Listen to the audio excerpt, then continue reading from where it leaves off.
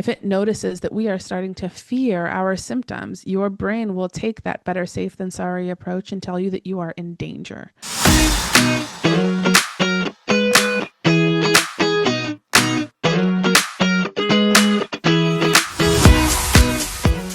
Hi, everyone, and welcome back to this week's episode of Take a Pain Check. Vanessa Blackstone is the executive director of the Pain Psychology Center, the original clinical home of pain reprocessing therapy. She co-authored the Pain Reprocessing Therapy workbook and has trained and provided consultation to hundreds of providers in the application of PRT. Her clinical work focuses on chronic pain recovery, sex therapy, substance use, and mindfulness-based relapse prevention. Vanessa is a passionate advocate and speaker sharing her story to support healing and access to care. Vanessa, hi, I'm so excited to have you here today on this week's podcast. Can you start off by telling me a little bit about yourself, your background, your education, and what you've been up to recently? Yeah, absolutely. I'm really happy to be here. So gosh, I got into this work truly by accident. I literally, quite literally stumbled into this work. I was going into a PhD for mindfulness-based relapse prevention, a very fascinating linear to PRT approach, but for substance use and recovery. And I was kind of burnt out. I'm one of those people that have like seven different pain symptoms. I was experiencing IBS, pelvic floor pain. I've had chronic migraine since I was 11 that ended up being like aura and vestibular. Started getting chronic hives and then neck pain because of what I thought was from the migraines and like a variety of other things that would all just nicely rotate in and out of each other. And my symptoms were probably at their worst during grad school. And I was on my way to a PhD program, and my grandfather kind of just had me pause and was like, I think you need to take a break. I think you need to take a break and figure out what it is that you want. And that was really hard for me. I'm like a very, very typical type A personality. So I tell my clients, you are in a very, very safe, non-judgmental space because I get it that I am the definition of type A. So I decided to defer and take a break and just focus on me, try to figure out what the heck I wanted after going a million miles a minute in grad school. And a mentor of mine told me about pain reprocessing therapy and the Pain Psychology Center. At the time, the center was only about 10 providers in total. And so I joined the team, not thinking that I had anything to do with this work personally. And the more that I was trained in this work, the more that I realized that actually I fit the mold for somebody experiencing neuroplasticity and somebody that would benefit from PRT. So as I started to learn it professionally, I started to learn it personally. So I was kind of practicing it for myself as I was doing it for others, which was not easy, but ended up being incredibly helpful. And I fully consider myself recovered. I don't have any of my symptoms. I don't do any of my usual ways of treating my body in the way that I used to. And, anytime that I get uncomfortable now, it doesn't even really cross my mind of like, oh, my symptoms are back, right? Which is a really big part of the reprocessing in this work in general. So, yeah, I went to grad school for social work. I went to undergrad for psychology and just ended up here at some point. So that's how we got here. Thanks for sharing. I'm excited to talk to you more about what all of this interesting, therapy is. And so, for those who are new to it, what would you say pain reprocessing therapy is, and how is it different from these traditional pain management approaches? Yeah. So the goal of pain reprocessing, right, is actually like in the word itself, teaching our nervous system to reprocess our pain through a different lens. And a lot of people that come here to our center and to our work have tried everything and nothing has worked. And that's what makes people at some point open to the idea that maybe some of what they're experiencing or all of what they're experiencing, it depends case by case, may be neuroplastic in nature, meaning the brain sending signals of learned pain, right? So, what pain reprocessing therapy is getting folks to change the way in which they respond in order to greatly reduce or eradicate their symptoms of pain. Again, people here have tried everything, right? And at a certain point, their brain is sending them this false alarm. Sometimes they're getting this false alarm after they should have recovered from an injury or surgery. Sometimes they're getting this false alarm from their nervous system for the first time ever, right? Or sometimes something is going on in the body, and then the nervous system amplifies the existing symptom to make it a 10 out of 10 when maybe it could be like a 2 out of 10 or something that didn't even catch our attention in that way. Whatever it may be, pain reprocessing therapy aims at giving someone psychoeducation on where pain comes from, right? Teaching them how to respond to pain differently and helping them dial down those alarm signals that their nervous system is sending their body as a means to protect them, but almost like overprotection. Like your brain is a helicopter parent. It doesn't know how to let you just play on the playground with your friends. It's hovering over you. And what we're trying to do is get your brain to dial it back. How does the brain's interpretation of safety or danger influence someone's experience of pain? Hmm. Well, the brain is a very black and white system. Your brain goes safe, not safe, right? And when we're not safe, the brain doesn't go, "Oh, well maybe this is just like low level of not safe." No, the brain takes a better safe than sorry approach, right? So if your brain interprets that you're not safe, that unsafe, in danger feeling can be the same as if you were running from a lion. When actuality, you may just be preparing for something that typically triggers your pain, right? For me, it was always like if I was going into the day feeling like I didn't get enough sleep, my brain would interpret that as running from that lion, right? Again, that black and white nervous system that says safe, not safe. Didn't get enough sleep equals not safe, equals being in danger, which for me meant having a migraine all day long and eventually getting super sick later in the day, right? So our systems generally take a better safe than sorry approach. So that's why we have to understand our nervous system signals with more compassion and patience, less judgment, more curiosity, because again, your brain is trying to help you. It's trying to say you are in danger, but our brains are capable of misperceiving danger and thinking that it's actual danger. So I know that you've been doing this work for quite some time and you've spoken at different places and you've trained lots of clinicians in this therapy. So how has that worked? Like how did you get started in this work and how did you decide, I'm going to be speaking about this. I'm going to be training these people. Like what do you do on a daily basis to help people? Once I realized that this work fit for me, like once I saw myself in a lot of my clients and a lot of the same personality traits, we see a lot of type A personality traits. Type A can consist of folks that people please, perfectionists, people that are really good at problem solving or powering through.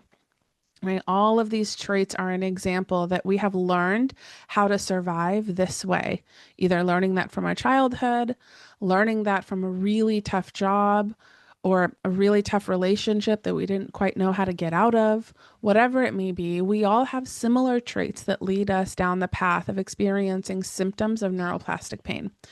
And I saw myself in my clients. And the more that I saw myself and the more that I realized that this work fit for me, I think just the more driven I became to speak about it.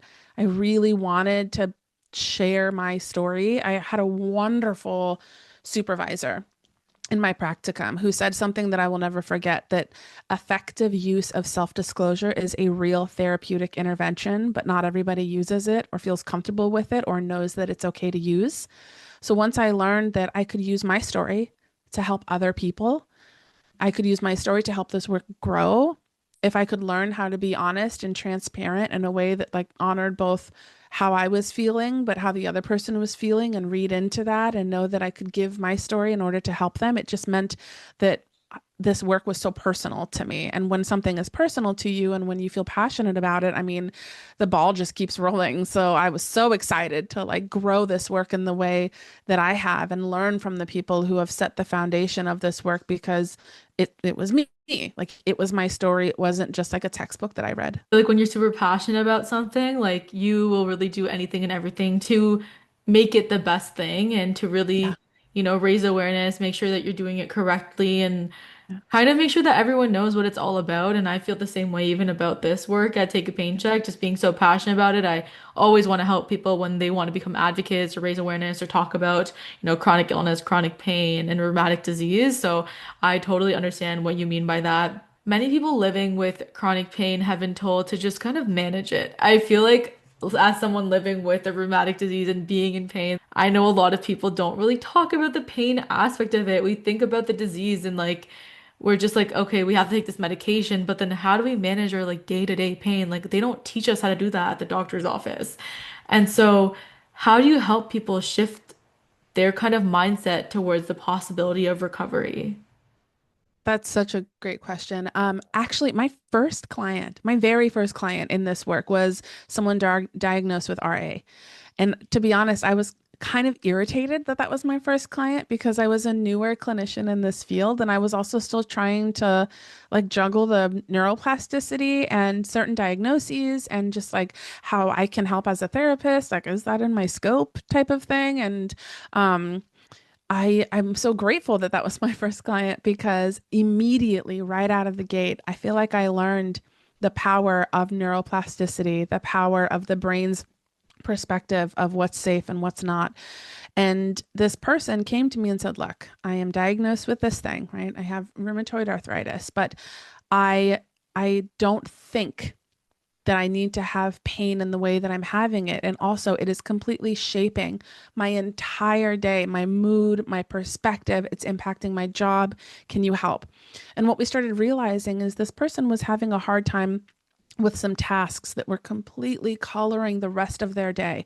The tasks were specifically in the morning, waking up and feeling this pain, feeling like they couldn't put a shirt up on over their head, feeling like they were afraid to drop things on the bathroom floor in the morning because they wouldn't be able to pick them up, having a really hard time going down the stairs in the morning, not back up, but only down, and having a really hard time opening the sliding screen door for the dogs in the morning. And they were sharing all of this with me and saying that the anticipation of these things is so big that it completely, again, ruins the rest of my day. And I started realizing, like, I think that's my in. I don't think I'm trying to teach this person that that diagnosis is false. That's not what we're doing. What we're trying to do is teach this person that the sensations that they experience may not be 100% a representation of what they're feeling in that moment, right? And so what we did is we utilized the tools of PRT to respond differently to putting the shirt up on over the head, processing the fear about what it would be like to drop something in the morning and worry that they won't be able to pick it up, practice changing the way in which they respond to going down the stairs and opening the door for the dogs and doing it over and over and over and over again. And so what that told me, and to this day, this person reports they are completely pain free and they reach out to me every now and then to complain about their husband. But what it told me as a therapist and as somebody that is talking about pain, which we're not totally trained as therapists in grad school, in my opinion, to talk about chronic pain, not in the way that I've learned in this field in practice.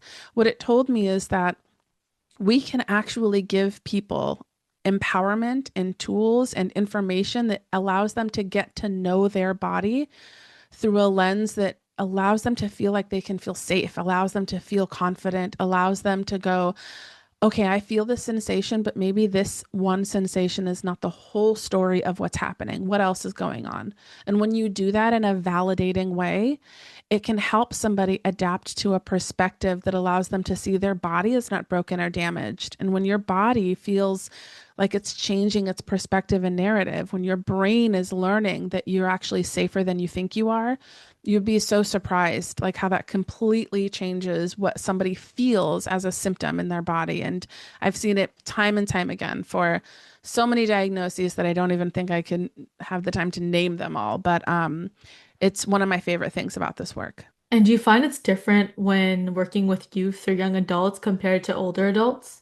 We have such a broad range of ages at our practice. I mean, we have as young as 5 to as old as in their 90s. And I don't think it's necessarily different. I think it just takes a certain kind of provider. So, like I said, when I first started, there was 10 of us, and now we have 46 providers. So we've grown a lot. So what that meant is finding providers that work better with certain populations of people, so that everybody has a provider that will work best with them.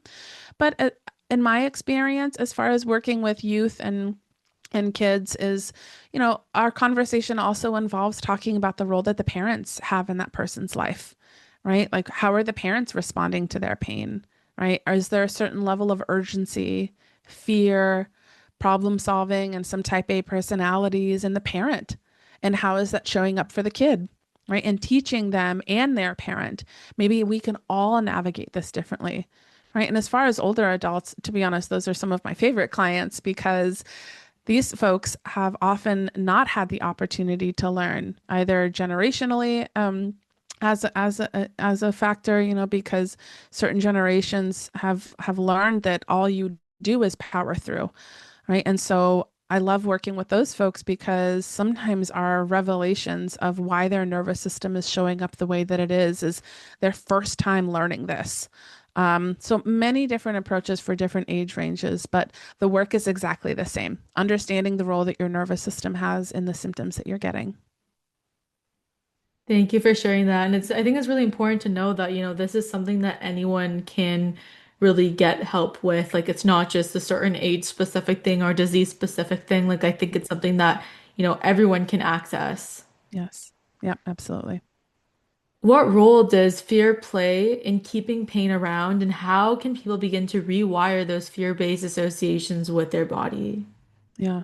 Well, fear, what the biggest thing that we reference in this work is the fear pain cycle, right? The more fear that the brain has over their symptoms, the more that their nervous system will just reinforce that perceived danger, right? Again, like I mentioned earlier, like safe or unsafe, your brain takes a better safe than sorry approach. If it notices that we are starting to fear our symptoms, your brain will take that better safe than sorry approach and tell you that you are in danger. It's not your brain sabotaging, it's your brain trying to help you. And your brain sends that dangerous signal to let you know, I am trying to keep you safe. Fear is a big part of that, right? Our fear tells us to run. Our fear tells us to fight. It tells us to freeze. It tells us to hide. And our fear even tells us to people please and be perfect or else. Fear continues to perpetuate pain. That's just how it is. Now, fear is entirely understandable. I tell my clients all the time, it makes so much sense that you're afraid. How could you not be? Right. But here, what we're trying to do is unlearn the relationship between fear and pain, trying to first and foremost understand it, create some patience and compassion for it, and giving ourselves the opportunity to change that fear into something that feels more empowering. And so, what we might do is a practice called somatic tracking. Somatic tracking involves paying attention and exploring sensations, paying attention to and exploring sensations in your body through a lens of curiosity, right? It's a mindfulness, it's a meditative exercise, and you can practice it with a provider. There are plenty of audios and resources out nowadays that practice somatic tracking. So many videos on YouTube that providers record and send to their clients. Many different ways in which you can get that kind of practice in. But the main premise of somatic tracking is exploring sensations through a lens of curiosity. And the more that we explore curiously, the less chance that we have to fear our sensations. The catchphrase that I like to use with my clients, get to know it before we make it go away. The more that you get to know it, the less we are afraid of it. Can you share a story about a client whose recovery really stuck with you? I have this one client that sent me an email some time ago. And this story stuck with me because as a therapist, we are very comfortable, of course, with the conversations of childhood trauma, right? Very comfortable. There's not a story that somebody has told me in the hundreds and hundreds of people that I've seen. There's not a story that scared me, right? Sometimes I think my story is quite scary. So I'm usually not shaken up by childhood trauma stories. In fact, we welcome it. But there was one person who actually didn't have any, which was a little mind-boggling as a therapist. I'm like, I don't know what to do. Um, this person didn't have any, and I was even found myself trying to find where some early traumatic experience may have been, but in reality, this person actually just wanted to be a good parent, They wanted to be a good spouse and they wanted to be good at their job. Sometimes the pressure of all of that meshed together was just too much, and they didn't know how to deal with it. They wanted to be the kind of parents that they received, and they wanted to provide a good life for their family, and they didn't know how to manage a stressful work environment that was putting a lot of pressure on them to be perfect. And so in our time together, it was really focused on just implementing the skills of pain reprocessing therapy, teaching about where pain comes from in the brain, focusing on how it's understandable that we get stuck in the pain fear cycle, practicing somatic tracking in order to gain more curiosity. And the reason that this client sticks with me is because they, quote unquote, like got better in about 6 to 8 sessions. Now, I want to preface that's not everyone's story. I know for myself, like when I've practiced this work, even in my own therapy, like I still have tough moments because I have a big story behind me, right? I have things that contribute to why I feel so unsafe and why my brain responds the way that it does. But this person, they didn't have that. And so we really just focus on the skills of pain reprocessing therapy, and they got better in 6 sessions, almost to the point where it made me feel unsure if they were okay or not. I was like, are you sure you're okay? Like I was so worried that we were missing something. But to this day, this person still emails me every now and then. Oh, also, this person had back surgeries. They had back symptoms that were showing up in their imaging exam. They had many different doctors tell them that this is what they were going to have to do, all these different things to navigate their symptoms. They tried some things and things were not working. And instead of continuing the trek forward of trying more and trying more, they decided to look into this work. They found us through the work of Dr. Sarno, which is a, foundation to this work.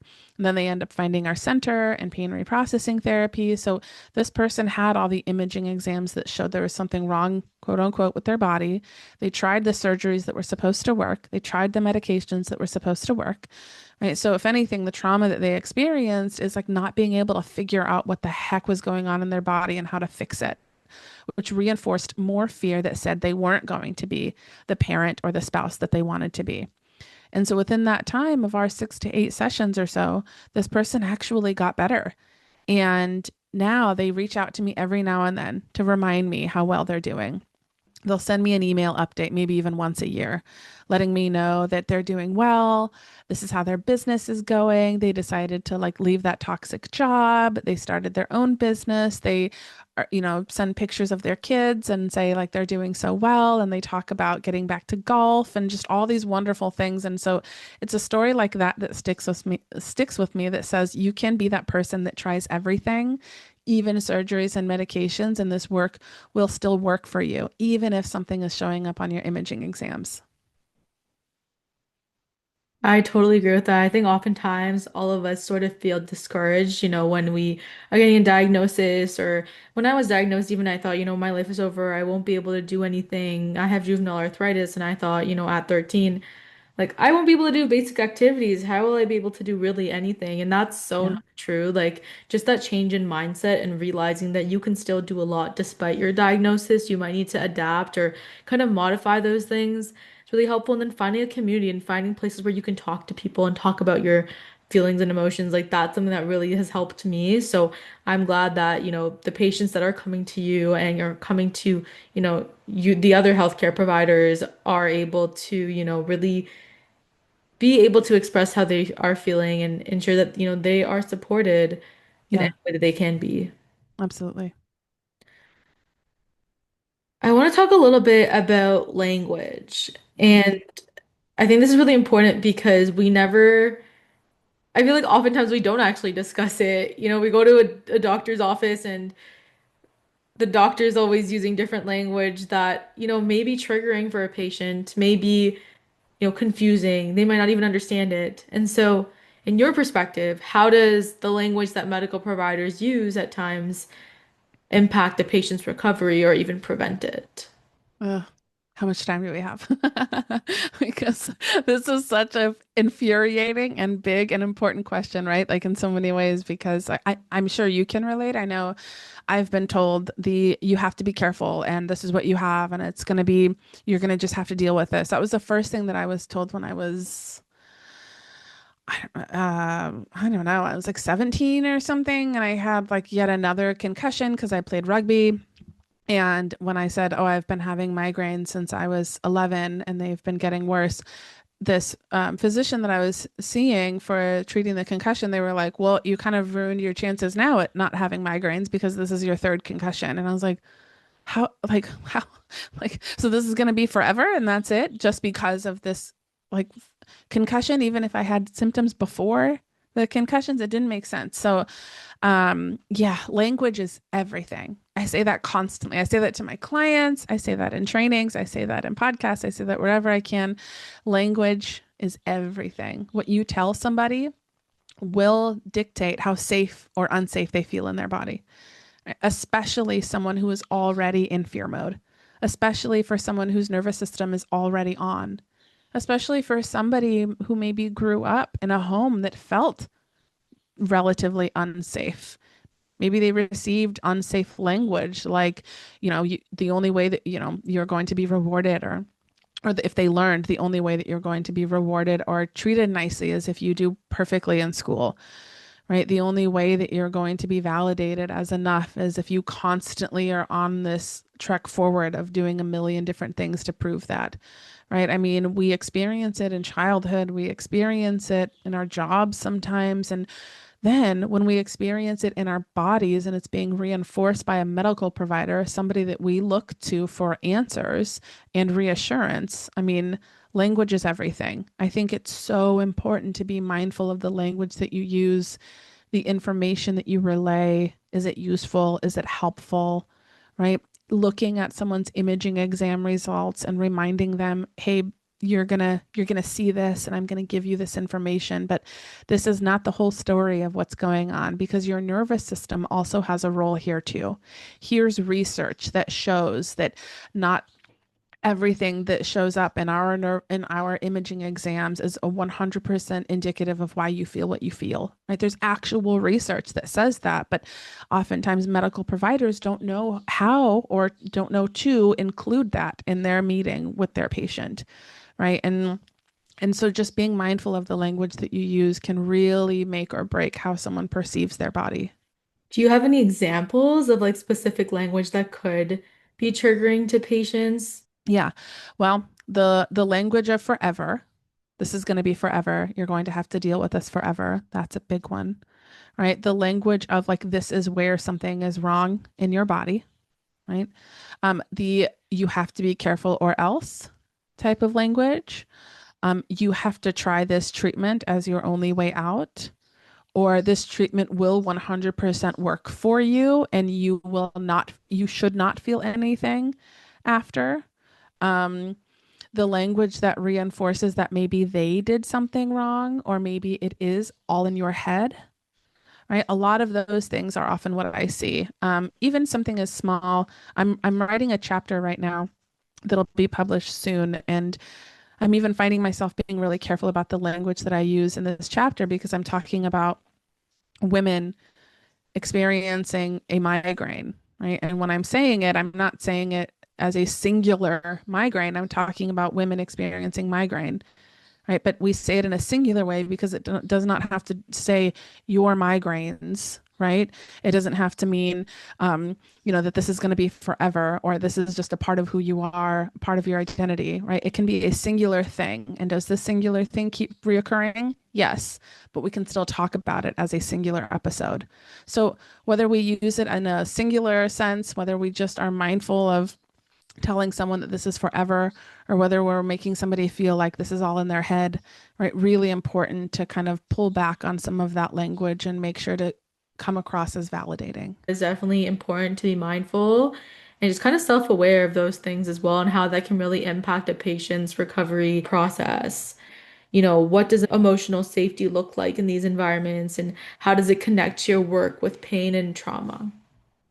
Yeah, so that's a fun one, actually. That was one that I was really excited to integrate this work to because um, what is involved here? So, for example, when I'm called to be in this kind of space, what's happening is that they're filming something that tends to be a little bit more sensitive in nature, right? Filming something that can be sensitive, emotionally provoking, or even traumatizing content.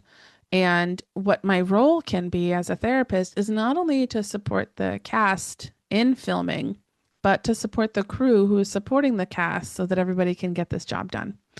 And what that entails is teaching folks how to respond to sensations in their body that are coming up during sensitive filming that is their nervous system trying to help them. It's like their brain saying, "What are you doing here? Why are we here? Get out." And that feeling of wanting to get out shows up. And it can show up by feeling really distracting. It can show up by having a hard time remembering your lines. It can show up as like actual real physical pain or discomfort, whether it's for the cast or the crew. And so, what we can do is use the skills of reprocessing therapy to be able to say, "Hey, this is a sensation in your body that is coming from your brain because your brain thinks that you're in danger. But remember, we are just filming. This is just a story and you are safe." And what it allows us to do is create a space after filming is done. Right. So I love being able to support folks in these environments afterwards to ask what came up and where did that come up from? Where has your brain learned this before as a dangerous feeling, or is this the first time? Can we give you some tools and skills to change the way in which you respond so that we know, oh, this is my brain trying to protect me, but this is a story and this is not real. We are safe. We talked about, these film sets and then, being able to meet with your clients. And then in addition to that, your workbook and the professional lens of everything that you do. So, what inspired you to co-author the Pain Reprocessing Therapy workbook, and what do you hope readers take away from it? Yeah. God, my work wife, Giovanna, would absolutely roll her eyes right now and say, yes, she does way too much. She's always on me about dialing it back.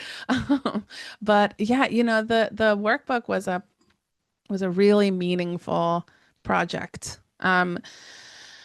I met my co-author in one of the consultation groups that I lead. So I provide consultation to providers after they get trained, right? To check in and see like what questions do you have now that you're trained and you're practicing, and like how can we help with some barriers and hurdles, and how can we get creative with this work in a way that like adapts to everyone's profession, because everyone in the consultation group is either PTs, OTs, doctors, therapists, coaches, like you name it, it's everybody. And I met my co-author in one of the consultation groups, and we actually speak exactly the same, to the point where like way later on when we were writing the work together, well, writing the workbook together, she was listening to an audio of me. I was like sending her text audio, and I guess her brother thought that she was listening to herself, and he was like, "Why are you listening to yourself?" But it's because we talk the same, and so we connect on so many levels. But I met her in this consultation group. We speak the same language. We literally talk the same. And we realized that there was something that we just wanted to do in the field. There was something that was lacking, and that was something that felt tangible for folks. That was pain reprocessing therapy specific, and something that was more of our vibe and language of how we deliver this work. Um, we deliver it in a very like compassionate and empathetic way. We talk about the nervous system's inner protectors, how your brain fights to protect you by getting you to fix this, to please others, to brace for impact, to numb, to compartmentalize. We make sure to use internal family systems in this work. We also have such creative ways of doing this work that we would share with one another, that we just thought, you know what, like this could be useful to be in this like tangible way, something that somebody can hold on to and circle back to if they ever needed it. And it all just kind of happened really fast, writing the workbook. And gosh, I mean, what I really hope that people take away from it is, I mean, it's so cliche to say as a therapist, but just the compassion behind it. Like, I hope, if anything, when somebody reads the workbook, they know to be kind to themselves, to give themselves grace and compassion when they're having a hard time, to celebrate themselves when they're doing well, and to know that if they ever feel a sensation coming up in their body, it does not mean that their symptoms are coming back. It just means that they are a human, they have a brain, their brain gravitates towards a familiar way of interpreting things, but they have skills and tools to respond differently. And what kinds of exercises or kind of processes?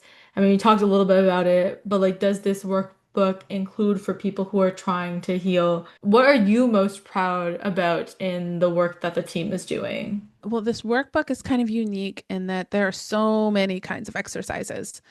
Of course, it's a workbook, right? So there's a lot of prompts. Somebody listens to the audio book, they can always journal on the side, right? If they have the Kindle, they can do the same journal on the side. If they have the tangible book, they can write in it, right? There's a lot of prompts, but one of my favorite things about the workbook is that there are about 14 meditation exercises. And when we were writing this book, my first thought was like, my husband would never, somebody like him who's super ADHD, he would never be able to read a meditation and get benefit from it. So the workbook is full of QR codes for each meditation that you can scan and go and listen to the audio version of the exercise. I just feel like that's so important. I know that even in my sessions with my own clients, I want to send them an audio after our session that is the exercise that we practiced together. And it was so important for me to have many different types of learning styles in one little book. And I just think that's such a big part of this work is having like tactile, like tangible, like real life ways to practice this, not just by reading and not just by holding a book, but by actually sitting back and listening. So that's one of the things I'm so proud of and how creative our exercises are. My co-author is like one of the most creative people I've ever met and she's very, very playful and this workbook comes off as very light and even I mean, I know I'm biased, but like kind of enjoyable to go through. We've led many different book club sessions. We're currently doing a recovery workshop that is based lightly off of the workbook. And the theme that I'm noticing is how much people appreciate the light and playfulness of the workbook. It can even feel kind of fun. I mean, the thing that I'm most proud of with the team, I, to be honest, I learned a lot from my grandfather who recently passed, and I mean, he's my mentor in like so many ways, and as like heartbroken as I am, to be honest, and still kind of like trying to figure out how to make sense of my day to day with the reality that he's like not here anymore. I'm trying to take a lot of the lessons that he gave me in and make sure that I really make them a part of my work even more than I already was. The workbook was actually dedicated to him because his first publishing he dedicated to me and my sister. So I wanted to return the favor. So I'm so glad that he could see me publish a book because he works in publishing. But something that he taught me was a reverse pyramid kind of approach to leadership. And one of the things in that reverse pyramid is not only do you serve your team, like you're there to help them grow. You're there to help them be better at their job. You're there to like learn from them and to guide them and to just be of service. But not only did I learn from him to like serve the people that I work with, but honestly, like hiring people that are better at their job than I am, I think was like such a important step to take. I really like the proudest thing that I feel about my team is that they're so good at their job. There's so many team members that we have that are just so incredibly skilled at getting people better that I couldn't ask for anything more. And we are such a team. We're so supportive of one another. I mean, the way in which we show up for each other, provide consultation for each and every individual client that anyone has questions about. I don't know, I couldn't feel more proud of that. And it just means a lot to be able to lead a team that represents that. That's amazing. Is there anything else you'd like to share about the work that you're doing or any last pieces of advice that you'd like to give? I think the biggest piece of advice is you are not as fragile as you fear you are. That's something that I tell my clients all the time. I know that like a lot of the times through again all the medical language, all the people that we talk to try to recover and to try to get better. Gosh, everything that we try to do to figure out what the heck is going on, what it does over time is just reinforces that we are inherently fragile. We're super unique. Nothing is going to work for us. We are the one exception, and we're really fragile, and we have to be careful. I love teaching folks that they are not as fragile as they fear they are. That to me feels like such an important part of integrating this work and giving yourself that power back. Thank you so much, Vanessa, for coming on today's podcast episode and really sharing your advice and expertise. You helped me understand that chronic pain isn't just something to manage, but it's something we can heal from, especially when we address that brain's role in the process. You have lots of different work from leading, the Pain Psychology Center to co-authoring the workbook and just creating a safer space for people in both clinics and on set. You're really showing what's possible when care is grounded in both science and compassion. So, everyone, make sure to like, comment, subscribe, check out Vanessa's social media channels and websites, and please share this episode. And I'll see everyone next time on Take a Pain Check. Thank you so much, Vanessa. Thank you.